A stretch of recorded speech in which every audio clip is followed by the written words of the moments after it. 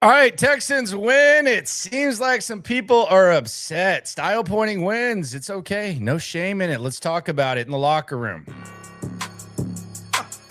Yeah. Yeah. It's the locker room on YouTube. You know what it is. Let's get it. Hey. Locker room. Yeah, we in the locker room. Texas talk. Yeah, you know what we about to do. Localize every angle's what we really do. We the source, we the pulse of the city too. Landlocked, got the game in the headlock. Localize every time, can't stop, won't stop. Yeah. They say a win is a win, but let's be honest. A lot of people don't necessarily believe that. It's not necessarily a bad thing to be a little bit disappointed when you do win. It is the Locker Room post-game show, number one source for Texans digital content. I am Landry Locker. Shout out to everyone who joined us in Kingwood last Friday. SNL will be at Spanky's the 2nd of January. We'll be at Spanky's the 2nd of January, perhaps to talk about the playoffs, but right now, playoff picture far from clear. Third straight season, the Texans get 10 wins. DeMeco Ryans, 10 wins or more in every single season that he's been a head coach. This one was not great. It was not a great looking win. 14.5 point favorites coming into this. It gets very, very interesting. Sleepwalking early on, and the Texans end up pulling off a W in which the offense just looks as bad as it's looked all season long. Quite frankly, this is what the offense has kind of been. There've been ups, there have been downs, but there's always been the warning signs that this offense has never just completely gelled as much as you like it to. Like even the biggest wins of the game, of the season, I should say, the offense hasn't done their part. And today was really no different. Until the end of the game, the offense didn't score a touchdown. Derek Stingley was the first guy to score. I actually will say this: CJ Stroud, he's been good his first 3 games back. He wasn't good today. He was not good today. The third down efficiency was 7 of 15. He was missing guys high. He was missing guys wide. Damn near had the blunder at the end of the game where he took his eye off the snap. CJ Stroud wasn't good. He wasn't good. I would love to come on here, and I know that a lot of people are mad at Nick. CJ sucked today. Like let's just be fair about it. I don't think Nick Caley's good. I think Nick Caley has problems. It's very well documented what I think about Nick Caley. CJ was not good today.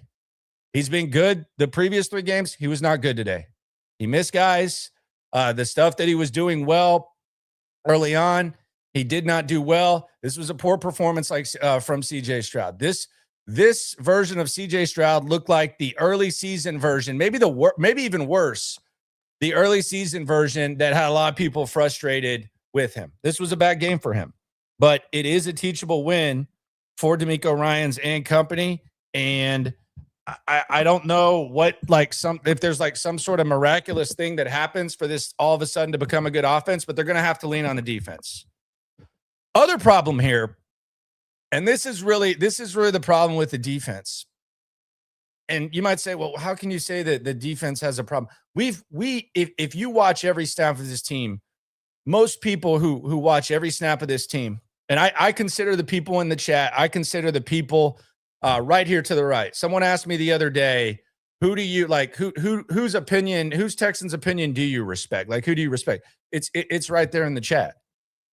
But y'all know that this is a good defense, but we've seen the warning signs of them being potentially vulnerable in the middle. And especially when you don't have Azeez Al-Shire and you're as thin at safety as you are, there's some vulnerability. And I think they've done a really good job because of the surroundings. They've done a really good job of being able to kind of hide how thin they are at safety right now. A lot of people were concerned about the DT depth. You're probably even more concerned about that now because Ashton Genty had his best game of the year. But they were unable to hide Miles Bryant at safety. And I'm not sitting here saying that this is going to be something that continues for the remainder of the season and teams are going to completely expose it, but there's a reason that Miles Bryant has was originally a corner. Then he was an inside guy. And it took a few safeties going down for you to have to put Miles Bryant back there. You couldn't hide him today. You could not hide Miles Bryant today. There was the Bowers touchdown. He was late. Quite frankly, I think if he'd been there, I think Bowers still catches it.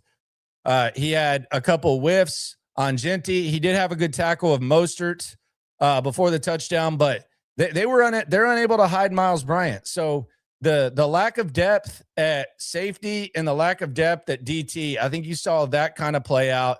You combine that with a sleepwalk and the worst performance maybe that we've seen from CJ Stroud all season, and it's just the recipe in most cases against good teams for a loss, and in this case, it's a recipe for a win and one that has a lot of people pissed off.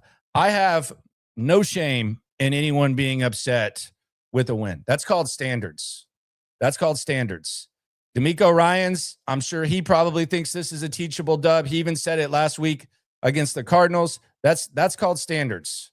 When you're not always pleased and it's not as simple as winning. Bill O'Brien was pleased when they just won. They never had a high ceiling. I don't know what the ceiling is for this team. The offense is very flawed. Right now, they're the 7 seed. Jacksonville's playing some pretty good ball right now. They've won 11 games. Liam Cohen should be in Coach of the Year discussion. They've won 11 games. They beat Denver's ass today. Really, the score wasn't even as close as the scoreboard was, and they won it by a couple touchdowns. This is a really good defense. This is a very mediocre offense, and now you're going to have to go face the Chargers team, and they got a banged-up offensive line, too. You saw Trent Brown and Ursary leave the game. Ursary with the ham. Trent Brown looked like something lower body. The Chargers are the last team that's going to feel sorry for you about your offensive line banged up. They have the most beat up offensive line that maybe I've ever seen in my entire time. And oh, by the way, because Denver lost, the Chargers now control their own destiny when it comes to getting into the playoffs. They control their own destiny. So the Chargers and Broncos, they're going to face each other, not getting into the playoffs, winning the division, excuse me. So they're going to play each other another time after this week. If either one of those teams wins out, then they win the division. So the thought that maybe you would get the Chargers kind of sleeping on you, not going to happen. So they got to get their shit together. You play like this, you're not beating anyone else on your schedule. You're not beating Indianapolis playing like this with Phillip Rivers. With fat old Phillip Rivers, you're not beating Indianapolis like this. You can beat the Raiders. You're not beating Indianapolis. And you're damn sure not beating the Chargers playing like this. This was a bad performance. But the Texans did show that they are at least good enough, even in performances like this, to not lose to bad teams. They finished this. They haven't lost to a bad team. So take that however you will. That's really the bottom line. CJ Stroud, not good. Miles Bryant couldn't be hidden. Not a good performance. And this offense, it was always laughable that there was talk about this offense is improving. And I think when Dan Orlovsky put up his thing, a lot of people kind of followed what Dan Orlovsky said when he just kind of cherry picked some highlights and said that the play calling was good. It's not good. And CJ Stroud was bad today. It's okay to say. It's okay to admit. I think even the biggest Stroud fans can admit he was not he was not good today. Let's go to the chat. We'll hear from DeMeco Ryans. Shout out to Sleeper for sponsoring the video. If you trail me, I don't think we did good today because we had CJ over. Yeah, he came short of the yards. But be sure to play Sleeper. Submit your picks. We'll get the weekly picks coming through soon. Shout out to Sleeper for sponsoring the video. Let's go chat. Swarm. Evan, what's up, man? He says, Nick sucks. Look, I would love to do that. Nick. Didn't have a QB today. Stroud wasn't good. I don't blame Nick Caley's play calling for some of the missed throws that CJ Stroud was making. I don't disagree with you, but Nick. Can't throw the ball for CJ. Evan says, follows it up. He knows. Stroud was he was terrible also. Yes, he was. You got to be fair. Evan says if we play like this next week, we lose by 40. I don't know if you're going to lose by 40, but you're definitely not going to win. ESG Soccer says Kaylee has to go. Team tried to lose. Ref saved us. Boy. I'll tell you what, I don't know. Like, what was the point where you thought that it was possible for the Texans to lose today? I thought about this. I marked it on my notes today. Like, even like the small possibility for me, I thought that after the Raiders took the 1 point lead, the 14-13, I didn't think that they had a chance to win. But then Jawar Jordan just gets lit the F up twice. Once on a toss and then on a pass. And then you kind of felt right there that the Texans could lose. But then on 3rd and 15, they ran it with Dare, which kind of told you that they still didn't respect the Raiders offense. So that was kind of like a reel in by the offense. But as soon as he got licked, I was like, okay. Then the Texans, the defense kind of held them to the 3 and out, and then they go and they kick the field goal. I support the decision to kick the field goal. I said it before. They take the 16-14 lead. Then they get the Lonnie Johnson penalty, which may have been kind of suspect. Lonnie Johnson on the whiff on Chubb, and then the moment where I was like, oh God, was the bad snap. The bad snap late.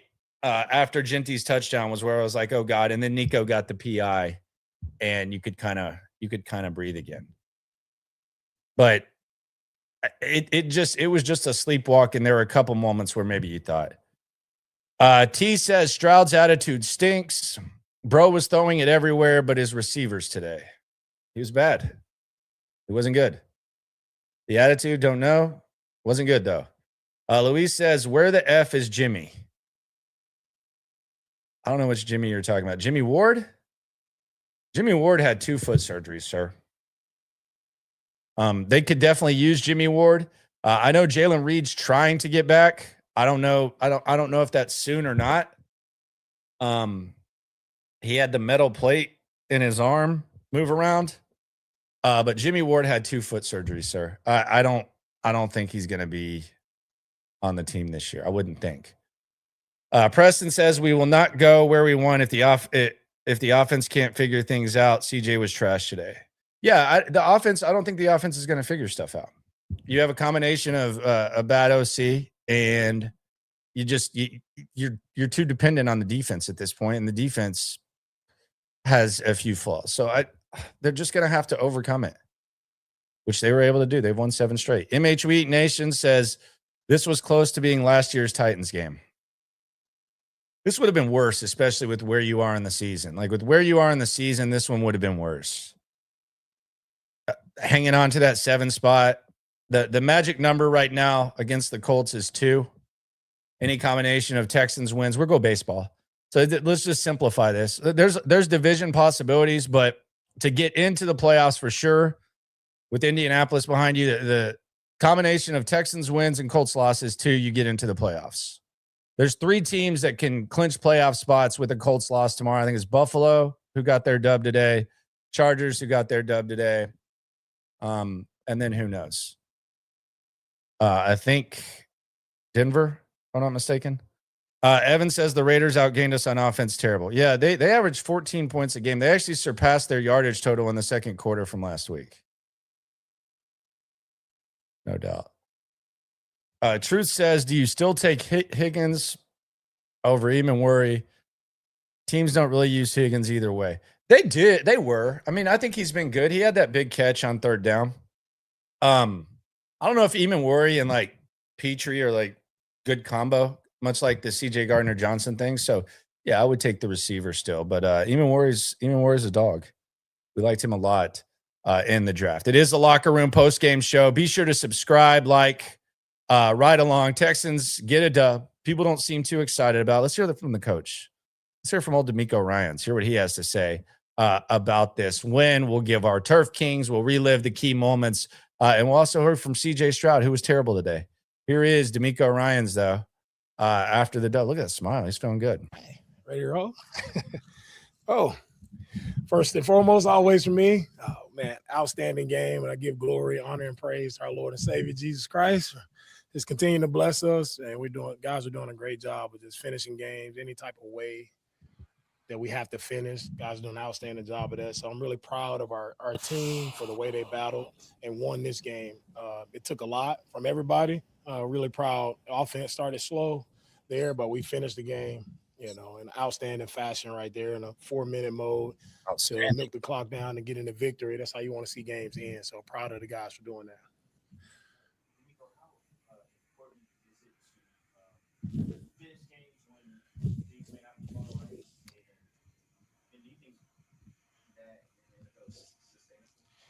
Everything's about winning. And you win no matter how it looks, and you finish the right way. It doesn't matter. You want to finish with the win. That's what we did today. Because first, I really got to give credit to the Raiders. Right, this is a really good team, well-coached team. Really, their defense they played outstanding. Offense, Genty made some huge plays on us. They got good players. It's like everybody does around the league, but this team, they were prepared just like they were on film all week. We knew this was going to be a tough one going into this game, and they showed up. They played a really with great effort. They played a great game, and credit to those guys. This is the happiest that he's been. I do not think he's this happy behind the scenes. DeMeco Ryans live here in the main thing is we couldn't run the football, right? We didn't control the line of scrimmage, how we needed to control the line of scrimmage. They got a lot of negative, not a lot of tackles for losses, right? Knocked us back a few times, and we didn't run the ball well. And on the flip side of that, they were able to run the ball effectively, and that was the difference, in the game. We controlled the line of scrimmage better. We can sustain drives a little bit better to be in better control of the game. It's hard for me to imagine they're going to start running the ball. Like he's saying we didn't run the ball. I don't know that you're going to run the ball. I do think we now know Jawar Jordan and Woody Marks. There is some intrigue to see what that duo looks like. Jawar Chubb had a nice run at the end, but that's kind of clear. But they're not going to all of a sudden be able to run the ball that effectively. It's just not happening. This is the third time in franchise history that Houston has won 7 straight games. You experienced it in 2011. Have you had a moment to reflect on it personally and what this win streak may mean for yourself and your team, the coaching staff, and your players? I'm really proud of our team, right, for the adversity we faced at the beginning of the year. A lot of teams could have folded, but our guys didn't. Our guys stayed the course. Our coaches stayed the course. We've adjusted some things, tweaked some things we need to tweak. That's what you have to do. Right? When our team has always believed, no matter how it looked at the beginning of the season, they've always believed. And today, when I just showed, if you play the right way, you play with the proper effort, right? You do the things necessary, right? It's just all about getting the win. Really, it doesn't matter how it looks. It's beautiful to get the win. I'm proud of our team for continuing to find ways to win. That's always our goal. Can you talk about the way Nico played today, how he just made big plays when you really needed him, and what he said about him? Nico showed up big time for us, and that's who he is. That's the player he is. He's a big-time player, always seeking those big-time moments. They did a great job defensively of trying to take Nico away at times, double him, making sure they had, umbrella over top of him, but he still fought, right? We still tried to put the ball up to him. He had caused a couple of pass interferences there, but the biggest play is there at the end, right? To seal the game, the ball goes up to him. For him to make the adjustment, find the ball, and stay in bounds, that's the player that Nico is. So we love Nico for what he provides for our team. He provides the big playability, even though we know every week teams are going to try to take him away. We can still find him. We can still make plays. They don't, though. That's the thing. They really don't. They've started it. And I do wonder if there is kind of a blueprint. We'll get back to DeMeco in a sec. I do wonder if there's kind of a blueprint, though, when it comes to guarding Nico Collins now. Because teams did not used to give him much attention. But he's talking about the umbrella. I haven't rewatched the game or anything like that to see that. But if that's what the Raiders did and the Texans offense, which sucks anyways, but it sucks even more today, there might be, it's going to be, I could probably see all the good playoff teams, the smart teams copying this. So that might be something to keep an eye on when it comes to it. Let's go back to DeMeco.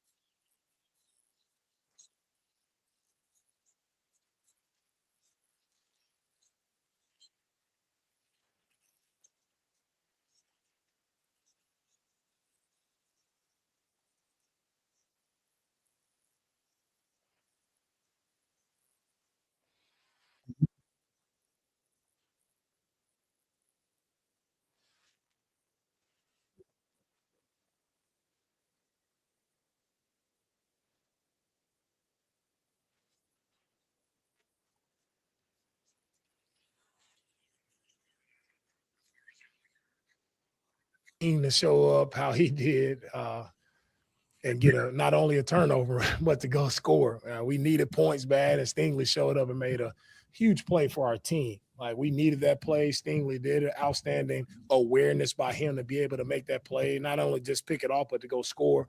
Really proud of him, right?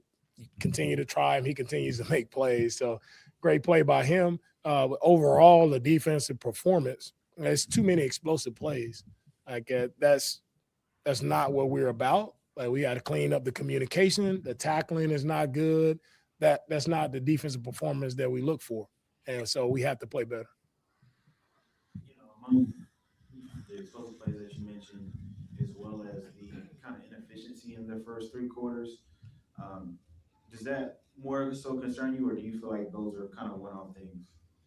I feel like the Raiders are a good defensive unit that they haven't gotten enough credit for how good this unit is. Coach Graham's done a great job of coaching his defense. They're really good players, and we knew it would be a challenge all week, right? And I tell our guys, there aren't any easy wins in this league just because you look at a team's record. That's not indicative of who that team is. Everybody's going to come out. They're going to play hard. We knew we would be up against a challenge. So it's no surprise. Like, we knew we had to work for the yards. We just got to do a better job of trying to, control the line of scrimmage and sustain drives.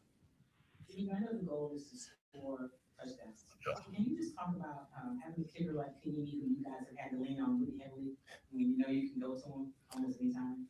Wow, can't say enough about Emi and the comfort level that he provides for our entire team. Like, those aren't tough kicks to make. 2 kicks over 50, 1 at 49, and we needed every single point today. And he's done this, throughout the year to keep us in games when we haven't scored in the red zone like we wanted to score, right? It's sent Emi out. I don't have a second guess about sending him out because I'm confident in what he's able to do. And it's just a huge honor for Emi today, just for him being able to eclipse 1,000 points in his career. He's done an outstanding job, and I'm happy he's on our side, being able to get us the points whenever we can. Coach, you alluded to the big plays, but how the Raiders was able to isolate Jennings on your linebacker. I mean, that's just one thing that sometimes that's the way the play is designed. But the tackling and what you alluded to earlier, but I can just see that one play happen because that's just the way, like you mentioned, those are just good players. Genti is a really good player. Showed that today. They didn't run the football well throughout the year. Their numbers would say that, but as I showed the guys all week, Genti, he was able to break a lot of tackles. That's what he's done. You think he's down, you think the play is over, and he's still pulling guys for more yards. So credit to the young man for how he runs the football. Like, I like to see how guys run the football. Tough, physical, finishes the right way, and then you put him out and empty, and he's able to make a huge play for them, explosive for a touchdown there. So credit, hats off to Genti. Really good player, has a really bright future in this league, and he's all that everything that he advertised on film, it is the truth. He's a really good player in our league. Offensively overall today, it wasn't what you wanted. But what did you think about CJ in the fourth quarter, that 4-minute drive, picking up the third medium, and then the play to DeMeco so it's basically ice the game? What did you think this play there? I thought CJ battled all day, although it wasn't, the best performance offensively. It mattered most. When it mattered most, he made the plays we needed to make to close the game out, and that's all you can ask for in your quarterback. Find a way for us to win the game. And I thought he did a really nice job as well on third downs when they sent a lot of pressure at us. He did a great job of controlling the line of scrimmage, redirecting our protections, and did an outstanding job there. So I'm proud of CJ for how he battled all day. What do you think about the offensive line performance today? And also, Arian Ursula, he was looking on the island a lot, but he had a great performance as well until he exited the game. What you thought about the performance? Yeah, we'll look at the film and see, overall how the offensive line did. I thought the protection was good. Even though they sent a lot of pressure at us, I thought we picked the pressures up really well. It's just for me, just watching it from the sideline, the run game. We got to create more movement. We got to get a hat on the hat better. Too many guys in the backfield. All right. Thank you, guys. All right, there you go. There you go. It's DeMeco. Very happy. DeMeco Ryans. I'm just I am going to guess that he's not going to apologize for winning a football game. But I don't think he's that thrilled with the way that went down. I just don't believe that. I just don't think he's going to go up there and make too much of a scene right now after the win, because he does want his team to at least enjoy the wins. But I find it very hard to believe that DeMeco thinks that the Raiders are a really good defense. That they allow 27 points a game. That's 25th in the league. I think they're 20th in yards.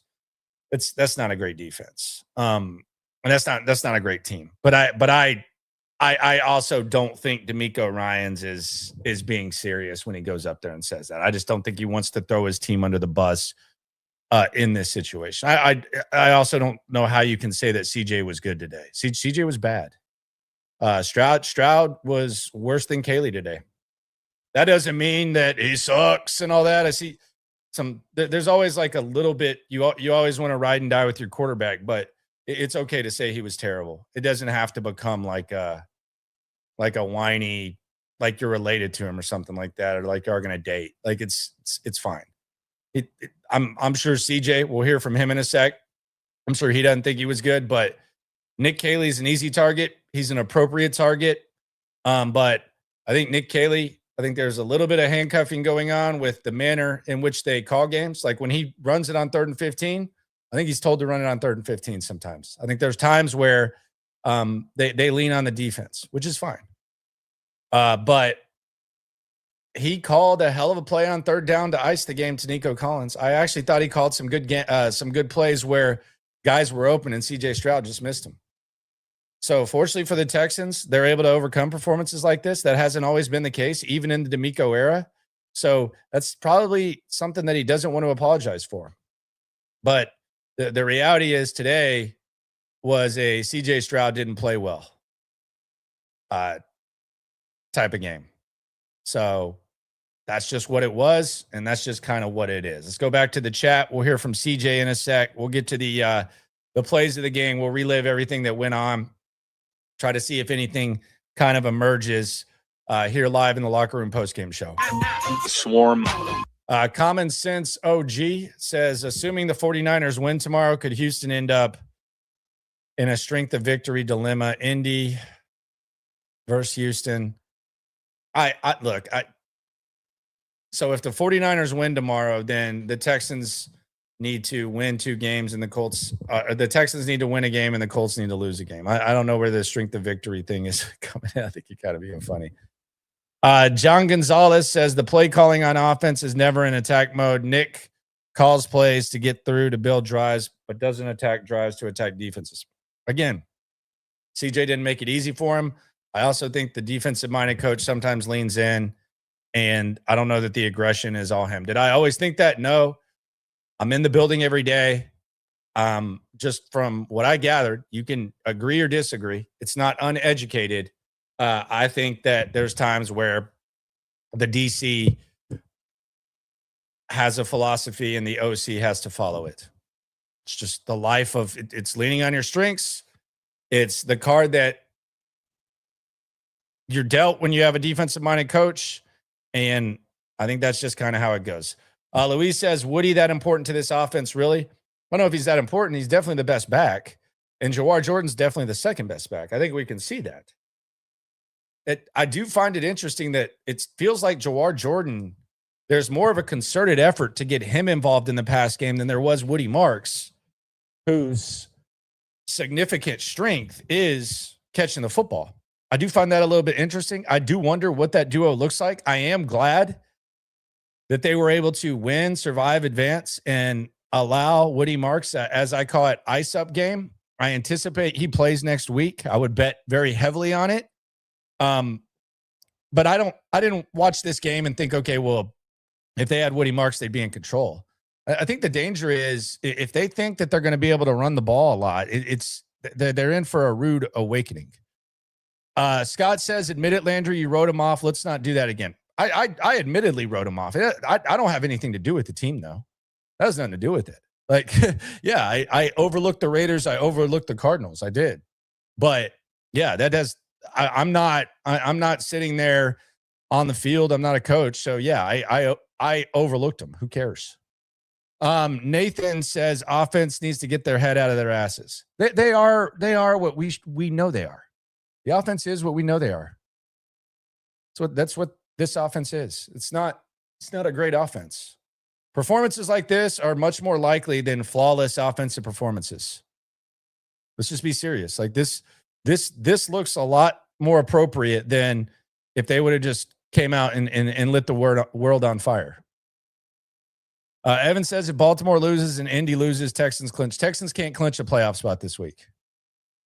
Baltimore is they're only in the division race. So Baltimore and Pittsburgh, the Pittsburgh win actually hurt them. If they lose, they're in trouble. And I think Pittsburgh would just have to win one game, which is actually good. If you want to avoid the possibility of having to go to Baltimore or Baltimore getting in the playoffs. But the Texans cannot clinch a playoff spot this week. Preston again says, I believe the late game start held the offense back because their ass was asleep all day. Rob says a win is a win, period. On to the Chargers. I don't know if a win is a win. I mean, yeah, obviously it's better than losing, but I don't know if a win is a win. No, Foley Fatakasi is not coming back. They gave away his number. We talked about that earlier. They gave away his number.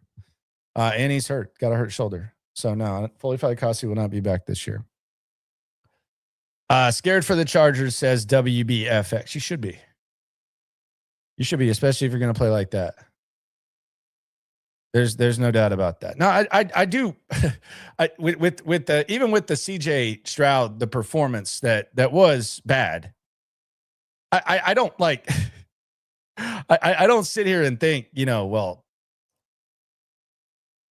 CJ's the problem, not Kaylee. I don't think that's the case. I think it's a combination of both. I just think every game is different when you watch it. And today was a CJ. CJ was bad. This wasn't as much Kaylee. Like what would the issue have been with Kaylee? The 3rd and 15? I don't think that's his call. I thought if we're going to give credit where it's due on that 3rd down, there was talk. Do you run the ball and punt or do you go for the kill? He went for the kill. I thought it was a hell of a throw by Stroud. I thought it was a hell of a play call by Nick Kaylee. He dialed up some plays too that didn't work because CJ missed. CJ wasn't good today. We'll hear from him in a sec. Let's go through the key moments of the game here on the Locker Room postgame show. Woody Marks and Azeez Al-Shire, they were the inactives today. So we had the ice-up day for Woody Marks, Azeez Al-Shire not out there. Now, some are saying, well, the defense really missed Al-Shire. I would agree with that, obviously. He's your leading tackler. He's by far your best linebacker.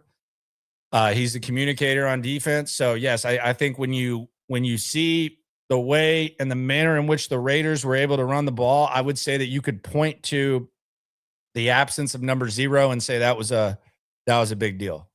Woody Marks, I'm actually more intrigued. I was glad you got to see Jawar Jordan today. I thought Jawar Jordan actually ran better than his stats. I think there's a couple of guys on this team that they played better than their statistics. And one of them's Nico Collins. You'll look in the box score and you'll see he had 4 catches for 59 yards.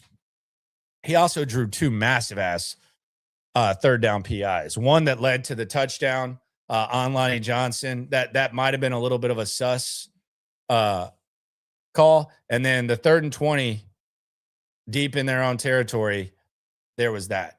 And they don't call the uncatchable stuff. I said this against Indianapolis. I heard a couple times McCourty say, and by the way, I thought this was a good broadcast. God knows I bitch about the broadcast when I don't like it. So I actually thought McCourty, Charles, and Andrew were great. I thought it was a really, really, really good broadcast. So I would be hard pressed and kind of jackassish if I didn't give credit to the broadcast when it's good and just bitched about it when it was bad. I thought this was a really good broadcast. I very much enjoyed listening to it today and observing. Decided not to go to the game. Wife's at a party. But I thought that Nico was better than his stats. And I also thought that Jawar Jordan was better than his stats. 15 carries, 53. Honestly, with the way that they were blocking, he probably should have had about 38 yards. I mean, there were times where he probably should have lost 6 yards. They pitch it to him and he gets hit and he rolls through. He was falling forward the entire time. 15 for 53, 3.5. It's not impressive, but if you actually watched that game and you saw the way that Jawar Jordan was running, he was better than his stats. Nico Collins was better than his stats when you factor in the flags that he drew too. So I think those are two guys that you look to and you say, they're better than that. And Jawar also added 5 catches because for some reason, Nick Caley doesn't like to get Woody Marks involved in the pass game, but Jawar Jordan straight from the practice squad. Let's really put a lot of effort into that. So maybe that mix when Nick Caley has that will look good. We'll get our first glimpse of it against the Chargers. But I thought that was solid. Right off the top, Derek Stingley. I've always said this, Derek Stingley, he's got the balls of a porn star. He's got the ball skills of a porn star. Derek Stingley.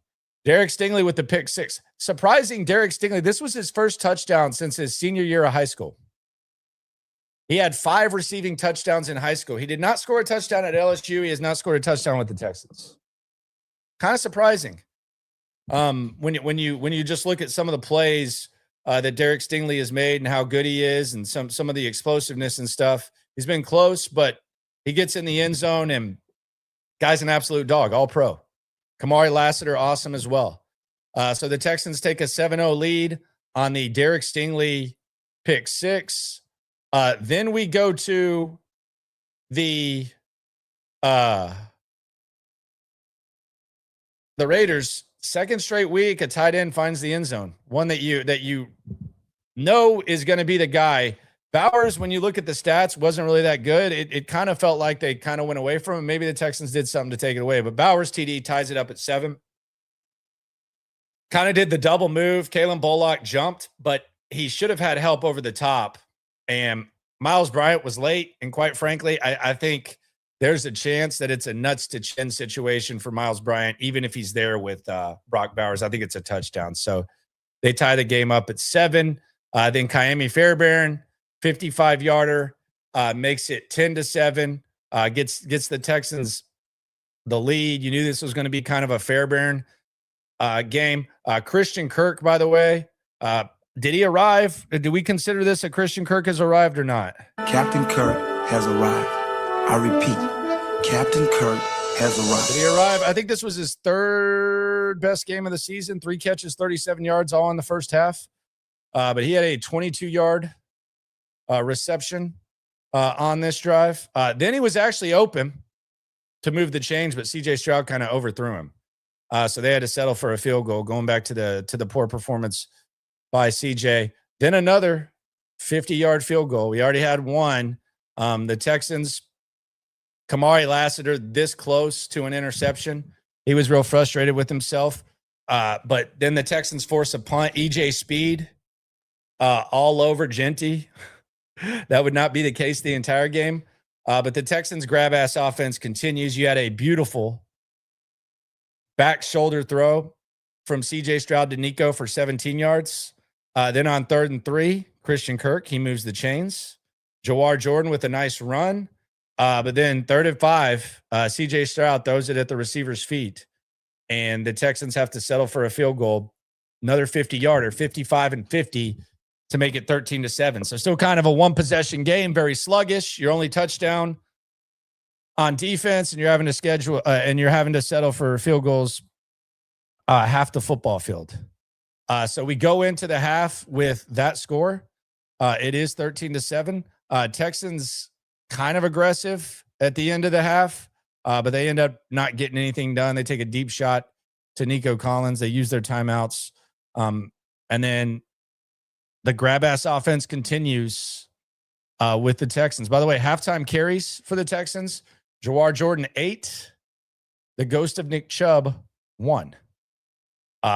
So the Texans' grab-ass offense just kind of meddling around, and the Raiders make them pay. Ashton Genty, 60-yard touchdown to give them. This is crazy. Like DeMeco Ryans says, that's a good football team. This was their first lead since week 11. It's week 16, people. That Genty touchdown gave them their first lead since week 11 against the Cowboys. It's not a good team. But Genty finds the end zone. He kind of exposes Henry To'oTo'o along the way and Miles Bryant, and that's a wrap there. Again, couldn't hide Miles Bryant. Henry To'oTo'o, not someone you want in coverage anyways. Then you get a situation. This was the situation that I pointed to where I said, okay, is this going to be a disaster? Because Jawar Jordan gets completely lit the hell up back-to-back plays. And then on 3rd and 15, the Texans basically say, we don't respect the Raiders no matter what. We don't care if they have the lead. 3rd and 15, they do. Much like the Rams did the Texans offense in week 1 where McVay ran it on 3rd and 10. 3rd and 15, they run it up the middle with Dare Ogunbowale.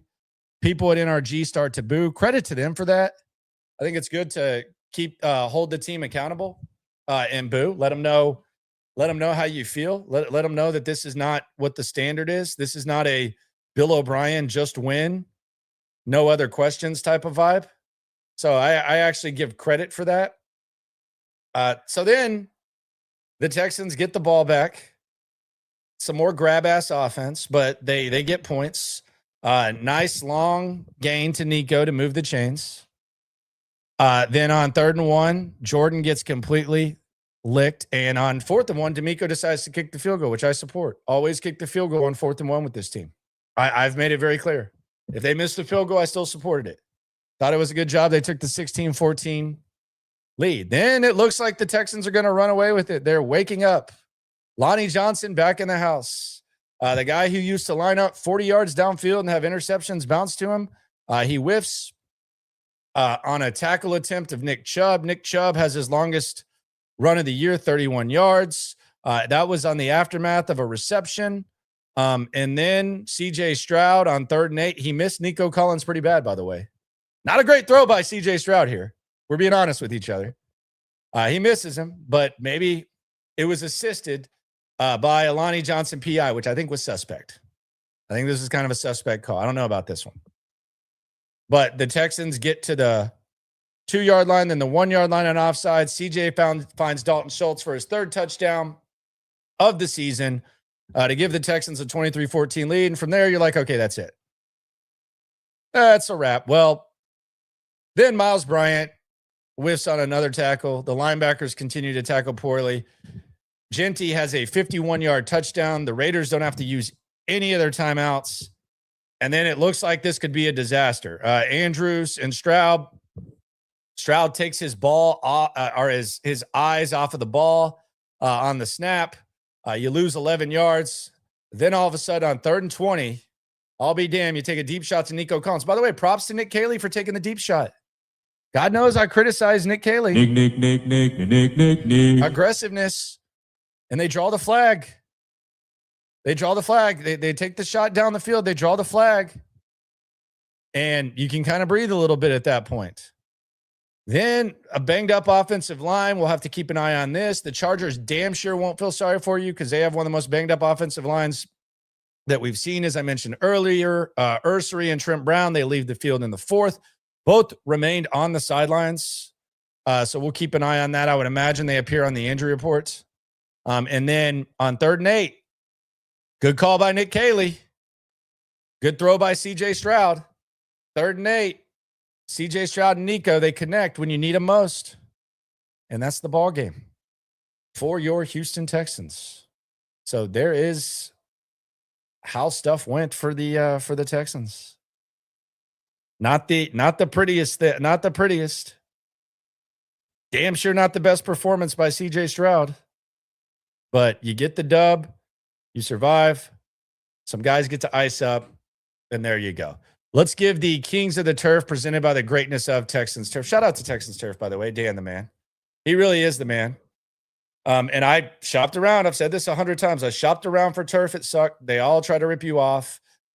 They all half-ass. They want big jobs. They only want to do the big jobs. This guy's done some of the biggest jobs in town, some of the biggest names, some of the richest people in town. He's also done common folks like myself's job, and he doesn't treat us like crap. The drainage is perfect. It's easy to clean up. It's easier than having all the insects, all the mud. Daughter loves it. Dog loves it. I love it. It's the perfect time. It sucks to shop for turf. It's stressful. I was talking to one guy about it, and he's like, man, I'm just over this turf process. I just finally said, F it. I'm going to take the guy. I said, hey, hit up my guy, Dan. He'll get it done. He said, oh, I don't want to do it. I'm like, dude, just trust me. Just trust me, man. I know it's stressful. I know what it's like. I've been through it. And that's why they do it, because a lot of people just say, F it, we want to do it. He called me 2 weeks later and couldn't thank me enough. He said, thank God for guys like this for doing what they did, what he did for me, because he knows what it was like. And I was a customer before the partnership, and I strongly recommend this. Increase the home value. Neighbors will be envious. Let Texans Turf handle your yard like they did mine. Spirit of Texans Turf, the kings of the turf. Best players of the game. We have 3 today. I wasn't going to try to stretch this out. We have 3 today.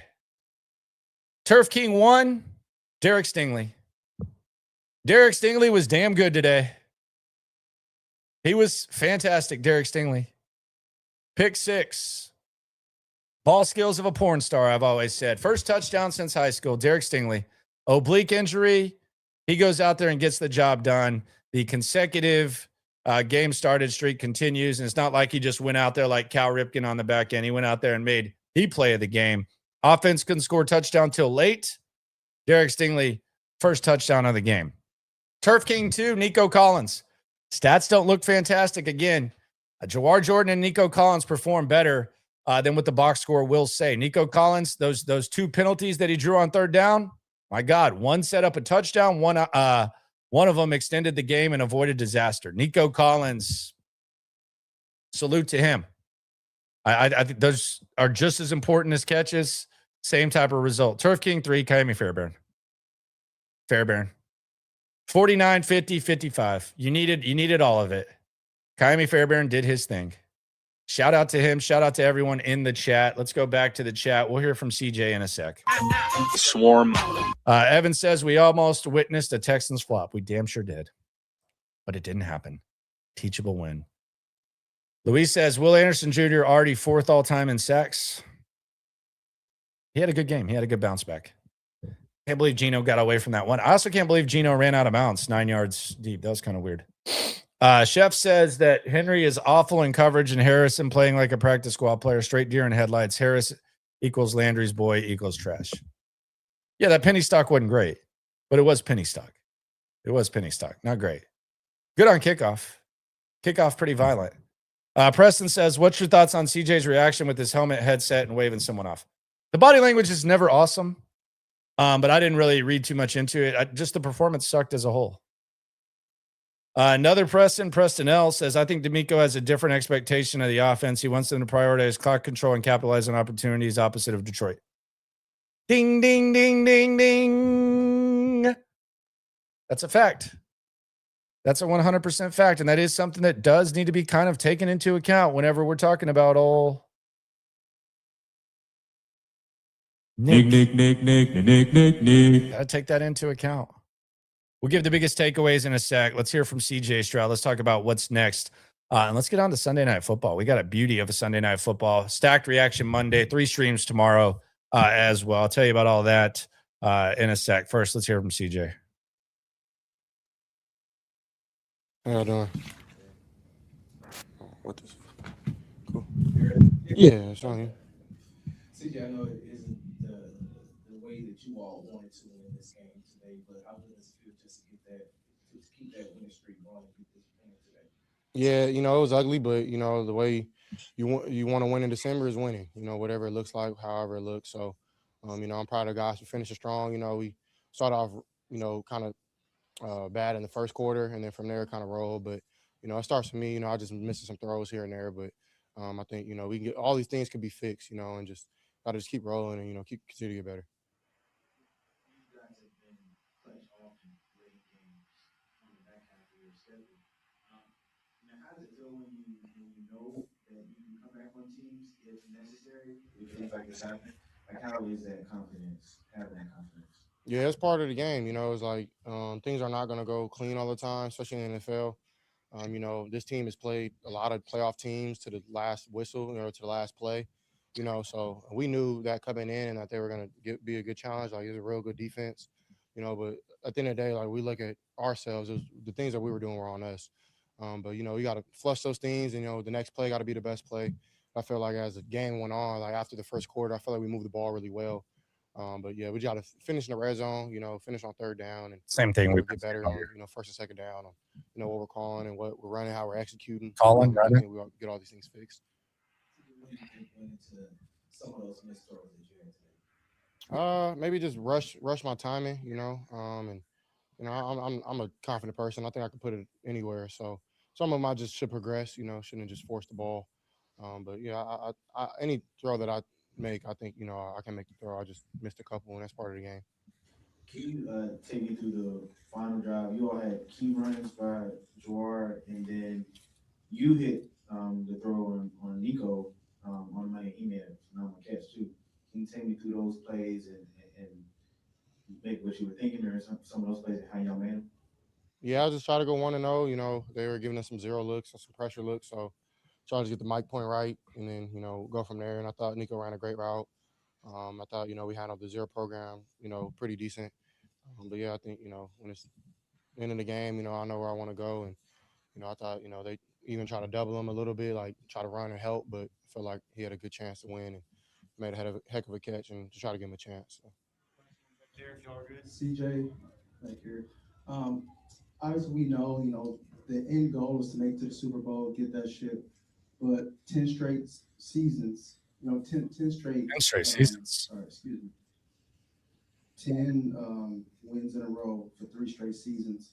What does that say about the foundation of this team as you continue to make this? 10 wins in a row for 3 straight seasons. Damn. Oh yeah, I think to get 10 wins in 3 years that I've been here is super cool, and something that's dope. But right now our focus is getting to the playoffs and going from there. So I think what DeMeco and our front office has started here, and to be a part of it has been amazing, and to be here, I think it was week 2, my rookie year against the Colts, and it was pretty much I won't say nobody here, but it was not what it is now. To see it kind of progress to what it is now, and fans to be in it, even though they're booing half of this game, but to see them even in it, has been cool. So I thought, at the end of the day, to be a part of this team and this organization's program, has been amazing for me. Last one, John. Just a quick one. I know you gotta go. When you have a defense that plays as well as it does consistently, does that take any pressure off of the offense? Like, okay, we can just calm down, we can make plays, at all? I try not to think like that, and I think if you ask our guys, we're kind of tired of people downplaying us, but rightfully so. We haven't put it on tape every game, and I think we're getting better offensively, and I'm confident as ever in my guys. And it's not always gonna be clean, not always gonna be easy, but we're gonna continue to fight for each other, continue push the envelope. But yeah, I mean our defense is amazing. They're great. Our special teams is great. And I want one day for us to say our offense is great as well. So. I think it's all about the team, all about winning. So, thank you guys. All right, there you go. You can get there, man. Yeah, it's not a good offense. I mean, that's just kind of what it is. We know what the strength is. And CJ knows that he didn't play as good as he's capable of. And look, if the biggest issue, and it's not the only issue, but if the only issue where CJ Stroud was inaccurate today, I think you would feel okay that you're going to be able to fix that. And more times than not, he's probably going to be more accurate than he was today. But you're still going to have problems on offense. You're not able to run the ball effectively. You're terrible in the red zone. We've been saying that for a long time now. And there's just the feel of the game doesn't feel like it should a lot of the time. So that's just kind of where it is with this squad. It's never going to be an awesome offense. I think the exciting things about this offense, though, I think the exciting things are you're going to get to see what it looks like with Jawar Jordan and Woody Marks this week against the Chargers, who are trying to win a division, and you're trying to get in the playoffs. So you're going to get to see that. And if Indy loses, you're both looking to clinch a playoff spot. Although the Chargers Chargers would already clinch theirs, but they're looking to win a division. So it's never going to be beautiful on offense. We all know that. We watch this team. And salute to the fans for booing. I don't think there's any right or wrong way to do it. It's accountability. Kind of unacceptable what they did. There's a standard. He knows what it's like. Went to Ohio State. So it wasn't awesome, but that's just kind of where they are. And we'll see what it looks like against the Chargers. Texans, by the way, open as a 1.5-point underdog. They're just a 1.5 point underdog in Los Angeles against the Chargers. We saw what they did last year to the Chargers. We saw what they did to Justin Herbert. It's not like you're going into a rowdy-ass atmosphere. It's a good test. Good-ass test. These last 2 weeks, they can say, you know, everybody's this, and DeMeco can make the Raiders sound like the fucking best team of all time. But this is a true challenge. Those aren't challenges. You're able to sleepwalk through this and get it done. So I'm excited for this Chargers game. I'm glad we're not talking about a loss. And CJ Stroud's got to be better. And the offense kind of is what it is. And the defense, they're going to have to figure that out. But they can't play like this and beat good teams. They are good enough to not have letdowns against crappy teams. They've shown that this year. You cannot play like this and win. Even in performances like against Buffalo and Kansas City, where you have 100 yards or whatever combined in the second halves of those ball games, there was at least some good stretches and some good signs. You cannot play like this against any of these teams in the playoffs. That includes Pittsburgh, whoever. Whoever else you want to talk about, you cannot play like this. So they know that. DeMeco knows that. I think DeMeco's just not going to go up there and act crazy. If you think DeMeco Ryans is sitting there in the locker room and saying, guys, this is a hell of a team that we beat just now. This is awesome. I'm really pleased with this. We played great. This is what it's all about. Come on. We've heard enough to know that. But he's also going to have a little bit of respect for the process and those guys. And he's going to come out there. And sometimes Cap is going to cap. Sometimes DeMeco Ryans is going to cap. Sometimes with a purpose. But he doesn't believe that. I 100% promise you he doesn't believe that this was a good performance. So it was a bad day of scoreboard watching. Everything that you wanted to happen really didn't happen. The Chargers win, cool. They might clinch a playoff spot, but the fact that the Broncos lost means now that the Chargers are going to be going all in next week, which will be a good challenge for the Texans. Jags look good. They get their 11th dub. They got the Colts, and they got the Titans left. They went out. They're the AFC South champs. Bills won, although they got a little bit of a scare. I guess Pittsburgh winning is not the worst thing if you want to keep Baltimore out of the playoffs. But if Baltimore beats Buffalo, I don't know what the tiebreaker is in the AFC North. I don't think people want Buffalo as the 2 seed. I know I don't. You're looking out for like the best interest. So that's where they're at.